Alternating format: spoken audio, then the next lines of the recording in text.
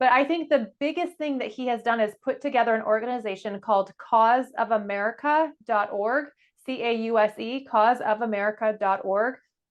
And you can go. He has rallied over 300,000 people across the country to sign up and say, I'm going to get involved. And you can go to the website, send them an email and say, I live in this zip code or I live in this county and I want to be involved. And they will send you information on grassroots organizations in your area where you can get involved and help solve this problem, because we need people emailing and calling local representatives and local senators and county clerks and county officials who are, the recorders or the supervisors who are managing the election directors. We need people putting pressure on their local counties to say, hey, we're watching you this time. Don't try to play games, no funny business. The people in your county are watching you. That's the way this gets cleaned up. The Trump campaign can't do all of that. That requires Americans to get involved.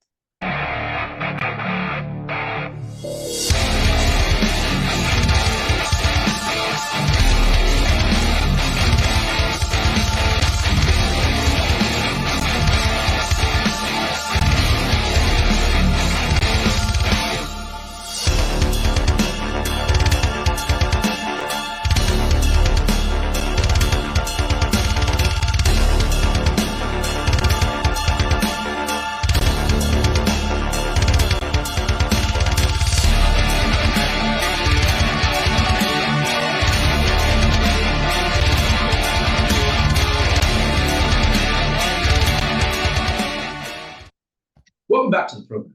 My guest today is an attorney, a veteran, and a former news anchor. She's also currently a legal advisor to President Trump. Please welcome back Christina Bobb, the author of Stealing Your Vote. Christina, it's wonderful to have you back on the program today. Thank you so much for having me. Good, good. So I want to kind of get into a lot of different things. Obviously, the campaign from the last time you were here last year has moved along quite a bit. We're now into the primaries. President Trump is clearly on the way to winning another nomination. This will be his third nomination. So I want to just talk a little bit more about the book, Stealing Your Vote. What do you think is the most important lesson that we must learn from 2020, and that the Trump campaign in 2024 must not only learn, but must put into action for victory in the general election? Well, I think the most important lesson collectively as Americans that we need to learn is that we all have to get involved. I think we got very comfortable just kind of letting the government run itself, so to speak. And we've learned that when we do that, bad actors take over. So the Trump campaign learned that, very closely firsthand in 2020. And so I think 2024, the key is Americans getting involved. Now we see a lot more Americans involved now than they were in 2020. In my opinion, it's never enough. You can never have too many eyes on. You can never have too many volunteers. You can never have too many workers. Election judges, people who are scrubbing your voter rolls, and canvassing. There's a lot of things for people to do. So the lesson to learn is get involved. Don't sit back. This is not a spectator sport. If you want free and fair elections, you have to be involved in the process. Well, yeah, and obviously, I think we all would agree on all of that. I guess specifically, I think what most people are worried about are, of course, these machines, right? I mean, these machines are switching votes and things like that, but also the ballots and unsolicited ballots, and of course, a lot of things that we saw what happened in 2020. Is the Trump campaign as a whole in all these different swing states, these competitive swing states, are they prepared? Are they ready to go? Not just with, legal representation on the ground, which of course you need, but in manpower. Because again, we can clearly see that Ronna McDaniel and the RNC are pretty much imploding. A lot of people are not giving them money. They're down in their funds and everything else. So what are we doing for, hiring of manpower in all of these important states, and how is it compared to the Democrats and their get out the vote operation right now? Yeah, no, I appreciate the clarification, because it's important to make sure that people understand. The Trump campaign is not enormous. I think people look at Donald Trump and look at his magnitude, his impact, and think that he has this massive machine behind him. that somehow can fix everything, and everyone looks to Donald Trump to fix everything, and that's just not the case. Donald Trump is one candidate with one campaign. As far as people on the ground, that's why I say everyone needs to get involved. Whether you're involved with the Trump campaign, your local county party, your state party, a grassroots organization, everybody has to be involved in some way, because the Trump campaign cannot do this by itself. So if people are thinking that the Trump campaign can hire enough people to stop this problem, the answer is they can't. They need people involved in grassroots organizations. Honestly, one person who has done phenomenal work is Mike Lindell. I know people love to make fun of him and say, oh, he's the machine guy or whatever. But I think the biggest thing that he has done is put together an organization called causeofamerica.org, CAUSE, causeofamerica.org. And you can go. He has rallied over 300,000 people across the country to sign up and say, I'm going to get involved. And you can go to the website, send them an email and say, I live in this zip code or I live in this county and I want to be involved. And they will send you information on grassroots organizations in your area where you can get involved and help solve this problem, because we need people emailing and calling local representatives and local senators and county clerks and county officials who are, the recorders or the supervisors who are managing the election directors. We need people putting pressure on their local counties to say, hey, we're watching you this time. Don't try to play games, no funny business. The people in your county are watching you. That's the way this gets cleaned up. The Trump campaign can't do all of that. That requires Americans to get involved. Right, and Mike Lindell is definitely doing quite a bit and raising money and all those good things. I think some of the people that are skeptical of the entire thing is the fact that not every state has changed its election laws to make it more free and fair. Unfortunately, you dealt with a lot of governors that were against it, or secretaries of states on the left, or whatever it may be, attorney generals that wouldn't allow it to go through. So we had that issue and problem here in Arizona, which is why non-citizens can actually still, unfortunately, vote in the state of Arizona. But of course, we had the Michigan fraud case that blew up, with Tennessee and all that other stuff that was going on. And then just recently, CISA, the most secure election in U.S. history. Meanwhile, they were the ones that were hacking the election with the FBI and Amazon and so many others. So I think there's a lot of people that are nervous about that. I know Carrie Lake literally just said, I think yesterday, that she's worried that people are going to think it's rigged and not going out to vote. So let's talk about the vice presidential pick. Obviously, President Trump is clearly going to win the nomination. There's no question about that. And so eventually he's going to have to pick his vice presidential candidate. Now, the first thing that I would say, and hopefully you can relay this message, is wait to the absolute last minute. And the reason is because the less time they have for opposition research, things like that, it might make it a lot easier for that VP choice. But in your opinion, and this could be just your opinion, what do you think is the number one priority that President Trump must look at in picking a vice presidential candidate? I think he needs to pick someone who's going to put America first policy considerations front and center. It needs to be someone who is very aware and concerned about the same thing that all America first citizens are worried about, which is we're losing our freedoms. We're losing our freedom of speech. We're losing our freedom of religion. We're losing our parental rights. We're losing our educational rights. We're losing things that we have all taken for granted for our entire lives. And so it can't be someone like a Mike Pence, a Republican who is in it for themselves for the purpose of holding the position. It has to be someone who truly cares about America first priorities and is going to put our country first and reestablish this great nation that we are. Okay, that's an interesting answer. I would respectfully disagree.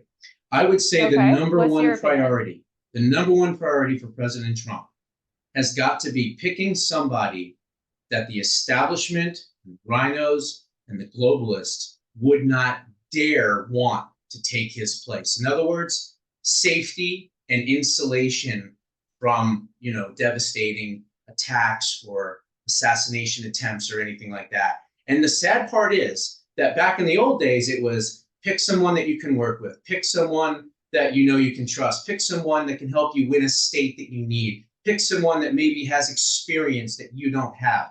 These are not the times we are living in. So if you can say one thing to President Trump, I would tell him to pick a candidate that would insulate him and make sure that not only does he win the election, but God forbid they ever would try to do anything. I mean, clearly you can look at Biden and then look at Harris and say, well, Harris is worse than Biden in a lot of ways. And he needs to find someone so unpalatable to the establishment that not only could win, but they would never want to threaten President Trump. Tucker Carlson, Kerry Lake, Matt Gaetz, Marjorie Taylor Greene, those types of folks. And I think that that's the most all of those people are thing. Great people. They're all fantastic people, and I like every single one of them. I don't think any of them are more terrifying than Donald Trump. I think Donald Trump is the most terrifying person to dictators around the world and within this country. But everybody you named, I love. I think they're all great. Yeah, what I'm worried about is, God forbid, a Tim Scott or an Elise Stefanik or anyone, like a Christy No. I'm worried about a less conservative, more establishment type pick, or Ron DeSantis. Well, that's exactly why I said it needs to be someone with America First priorities. I don't believe the candidates that you named. I don't believe they truly have America First priorities. I would not want exactly. And I'm glad that we agree, either. because if he picks the wrong person and the establishment says, well, we could work with this person, I don't want to see his life be in danger. And so if you can just, stress that, of course, to the president. The other thing is, I wanted to talk about, last time you were on the show, we had a wonderful discussion. We talked about a lot of different things. And then after the interview was over, you said something to me, which of course I will not divulge. It was a private conversation between us. Hopefully you remember what I'm talking about. But it stuck with me to this day when we were having this conversation. Do you still feel the same way about President Trump's 2024 presidential chances from that conversation? Yeah, I don't remember. I'm sorry, I don't remember exactly what I told you, but I do believe Donald Trump is going to be the next president. If that's what I told you, yes, then I feel the same way. It was similar, something to that, but it was a private conversation that, of course, I'm not going to divulge. Okay, no, you can ask me a specific question. I don't think I would have said anything that I wouldn't say openly, but yes, I think he's going to be the president. I think he's going to win the election. He's got to get through these legal cases. They're throwing a lot of lawfare at him, but I think he will. I think he will get through all of it, no matter what they throw at him. So yeah, I clearly see Fannie Willis's case being dismissed. I would say they've already pushed off the docket the Jack Smith case, of course, and then of course the New York case is just. I mean, how is this guy judge, jury, and executioner, and then he just makes up a number and says, "Oh, by the way, if you want to appeal, you got to pay $455 million." Yeah, this is not going to fly. Okay, it's illegal, it's unethical, it's immoral. Yeah. So this will also be shut down, and it's amazing what they are trying to throw at him.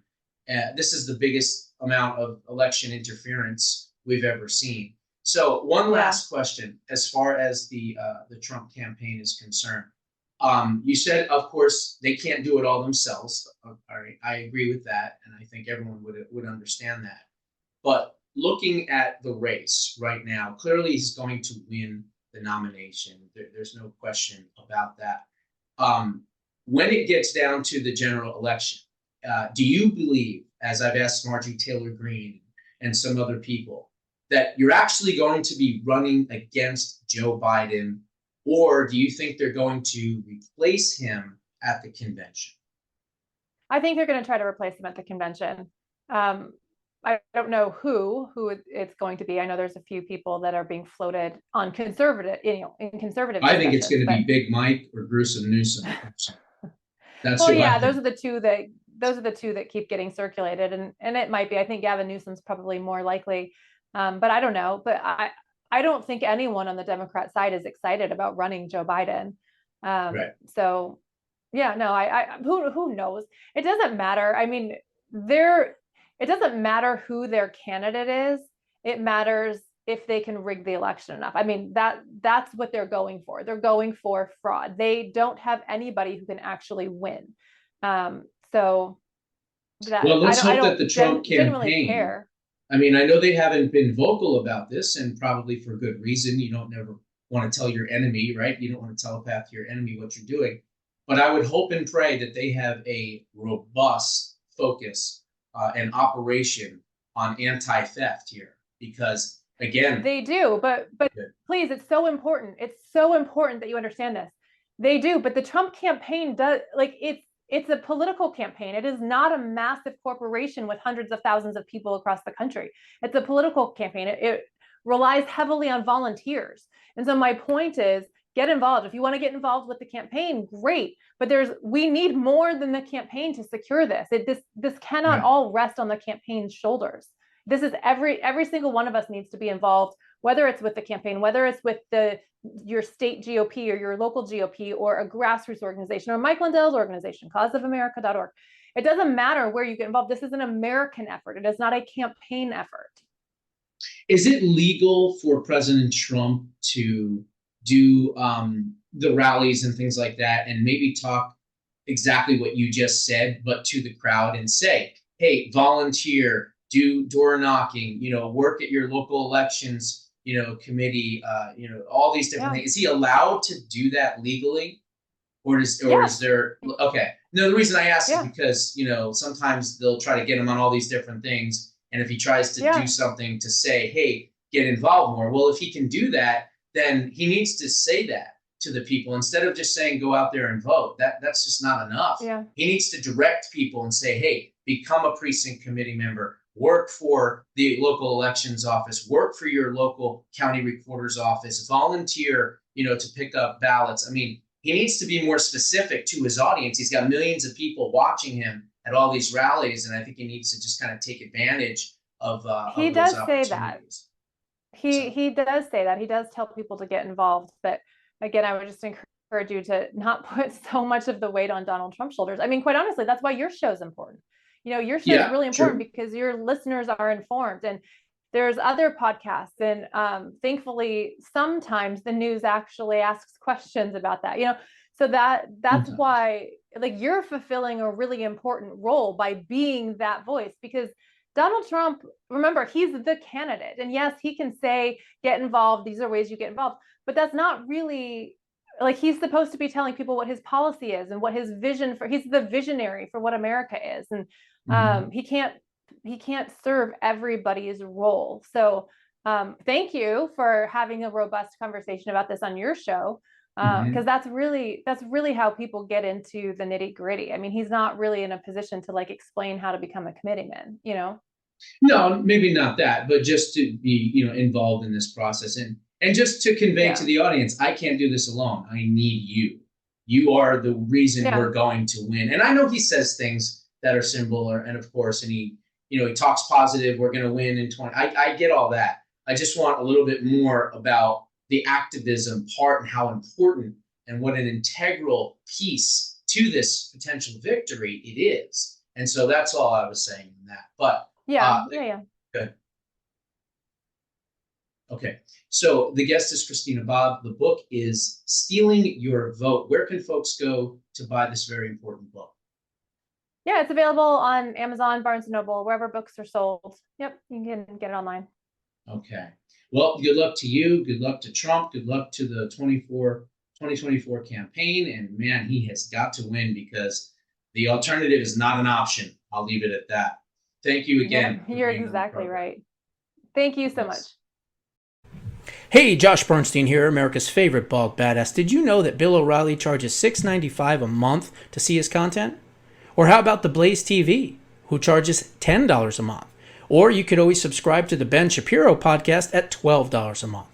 But if you are looking for the best value and the most hardest hitting news, you've come to the right spot. Because here at JoshBernsteinUncensored.com, we drop the most jaw-dropping stories 7 days a week, starting at only $3 a month. So please head on over to the new releases tab, become an exclusive member of the Badass Nation, and join the fight to save this country with one of America's most hated, feared, and censored conservative voices.